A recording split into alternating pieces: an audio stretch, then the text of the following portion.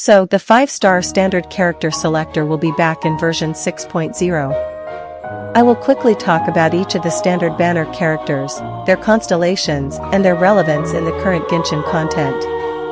This video is for the new players, old players who haven't got them since they started Genshin, and those who would like to get their constellations. I will start with the least favorite to the best, based on my opinion and experience in the game. Starting with Chi-Chi, when losing 50/50ths, this the worst possible outcome. Chi-Chi in the current teams is not much usable. Her healing was outperformed by better characters like Baizhu, Xianyun, Escoffier, and even other healers in the game. Even her off-field Cairo application is not that great. She even doesn't generate particles, so you're better investing your resources on other better characters.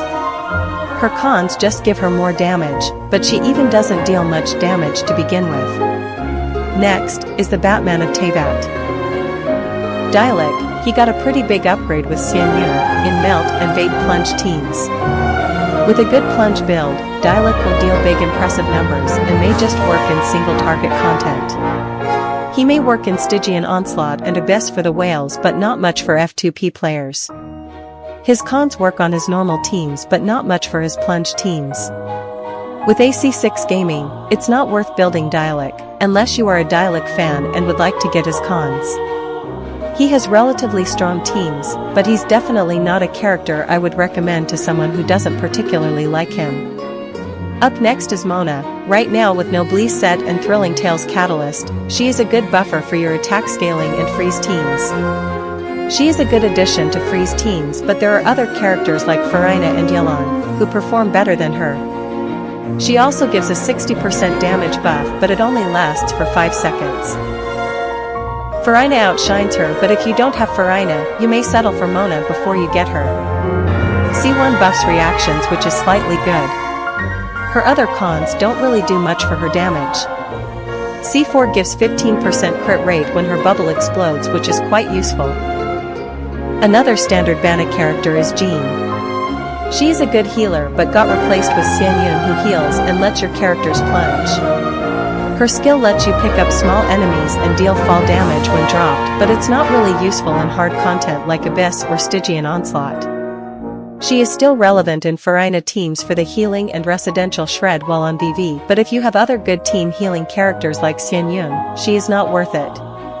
C1 does nothing great. C2 gives attack speed, which is good for characters who deal normal attacks like Ayato.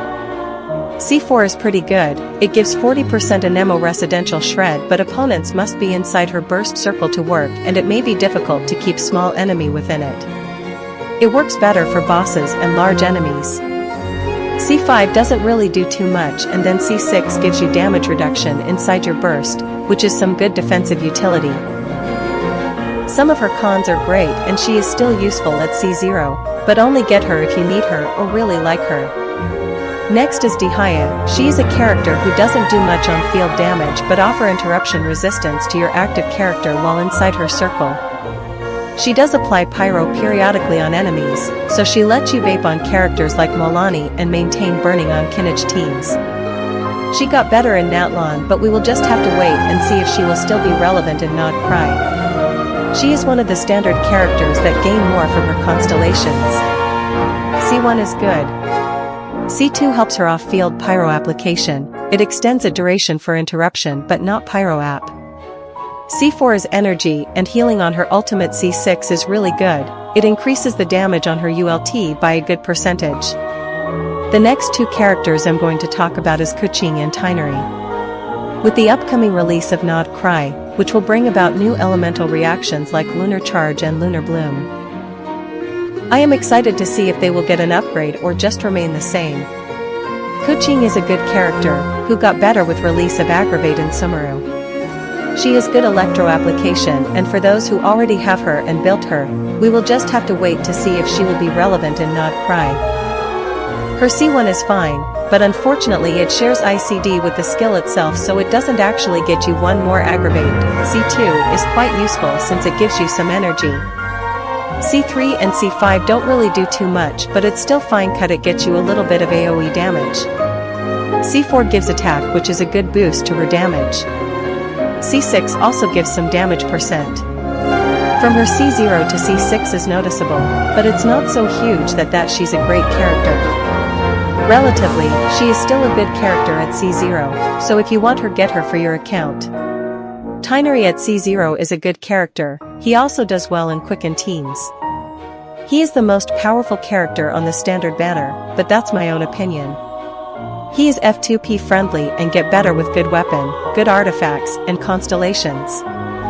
C1 gives his charged attack 15% crit rate, so if you are at C0, and like him, it will be addition damage to him if you get C1. C2 gives 20% dendro damage. At C3, burst level is increased. C4 gives 60 EM to whole team. C6 is pretty good. His C6 is a very strong constellation individually. It shortens his charge shot time, which saves time. The new addition to the standard banner is Yumi Mizuki. She is a swirl damage character and healer. In my opinion, she doesn't outperform Kazuha or C6 Sucrose, but she is still useful in swirl teams. Her C1, C2, C6 are great constellations to her swirl damage.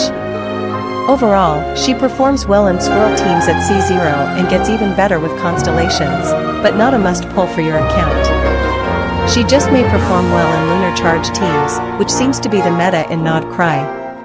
That's all for today, my friends. Leave a comment on who you will pick and your reason on doing so. I will see you all in a later video.